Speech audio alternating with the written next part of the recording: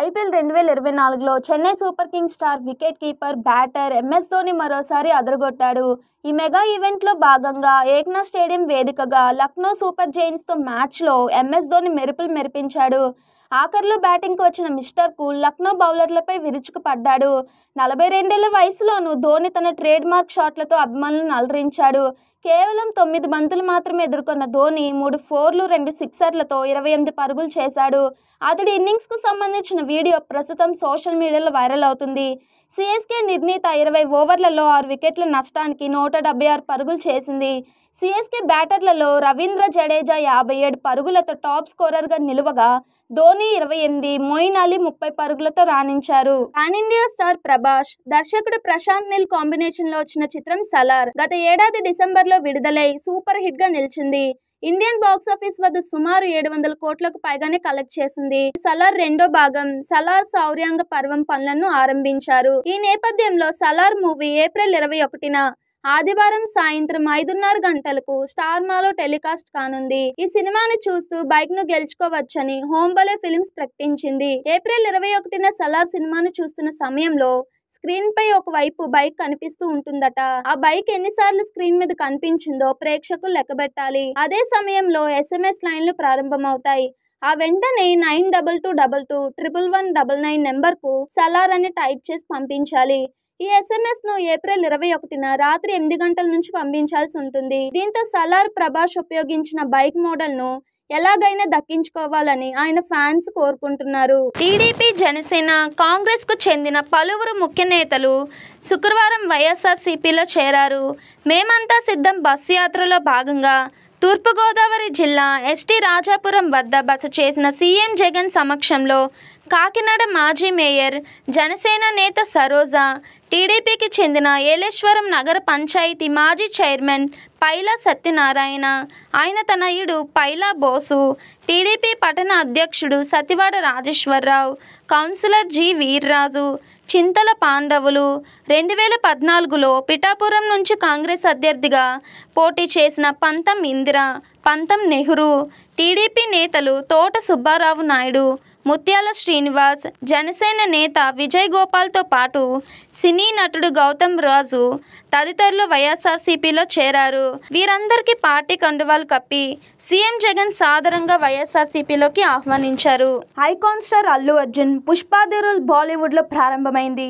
Cinema విడుదలకు ముందే అక్కడ రికార్డ్ బద్దలుగొడుతుంది. ఇండియన్ సినిమా మార్కెట్ను షేక్ చేస్తూ సినిమా రైట్స్ రికార్డు ధరకు అమ్ముడుపోయాయని తెలుస్తుంది. పార్ట్ 1 సూపర్ హిట్ కావడంతో సీక్వెల్పై భారీ అంచనాలు ఏర్పడ్డాయి. దీంతో పుష్పగాడి టార్గెట్ గ్లోబల్ మార్కెట్పై కూడా పడింది.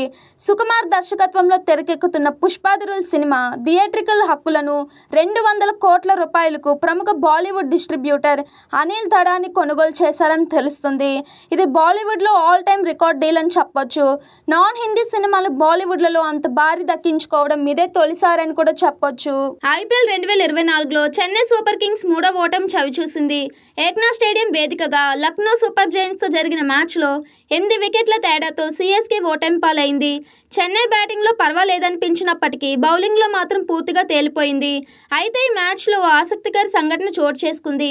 సిఎస్కే బ్యాటింగ్ సందర్భంగా జట్టు middle order batter Shivam Dube జేబులను ఆన్ ఫీల్డ్ ఎంపైర్ చెక్ చేశాడు. దూబే క్రీజ్లోకి వచ్చిన తర్వాత ఇన్నింగ్స్ మధ్యలో ఎంపైర్ అనిల్ చౌదరి అతడి దగ్గరకు వెళ్లి అనుమానాస్పదంగా జేబులను తనిఖీ చేశాడు. కాగా ఎంపైర్లు ఇలా ఆటగాళ్ల జేబులను చెక్ చేయడం చాలా అరుదుగా జరుగుతుంది. అయితే ఎంపైర్ దూబే పాకెట్స్ చెక్ చేయడానికి గల కారణం అయితే ఇప్పటివరకు తెలియలేదు. కానీ ఎంపైర్లు అప్పుడప్పుడు ఆటగాళ్లు తమతో పాటు బంతి స్థితిని మార్చే వస్తువులు ఏమైనా తీసుకువచ్చారేమో అని అనుమానంతో తనిఖీ చేస్తూ ఉంటారు. అదేవిధంగా ఆటగాళ్లు ఎంపైర్ల అనుమతి లేకుండా ఎటువంటి క్రీమ్స్ కానీ ఆయింట్మెంట్స్ కానీ వాడకూడదు. కాగా ఈ మ్యాచ్లో దూబే కేవలం 3 పరుగులు మాత్రమే చేశాడు. అసలైన సంపద ఆరోగ్యమే. బయట క్వాలిటీ ఫుడ్ దొరకడమే గగనమైపోయింది. ఉపాధి కోసం ఇతర ప్రాంతాలకు వెళ్లిన వారు ఇంటి భోజనానికి దూరమైపోతున్నారు. ఈ బాధలన్నీ అర్థం చేసుకుంది రామ్ చరణ్ సతీమతి ఉపాసన. అలాగే అత్తయ్య సురేఖ చేతి రుచిని అందరికీ రుచి చూపించాలనుకుంది. గృహిణిగా ఉన్న సురేఖను అత్తమ్మాస్ కిచెన్తో ఎంటర్ప్రెన్యూర్గా మార్చేసింది. దీని ద్వారా బయట సుదూర ప్రాంతాలకు వెళ్ళినప్పుడు ఇంటి భోజనాన్ని ఎంజాయ్ చేయడం కోసం ప్రీ కుక్స్ ఫుడ్, ఇన్స్టంట్ మిక్స్లు తయారు తయారు చేస్తుంది సురేఖ.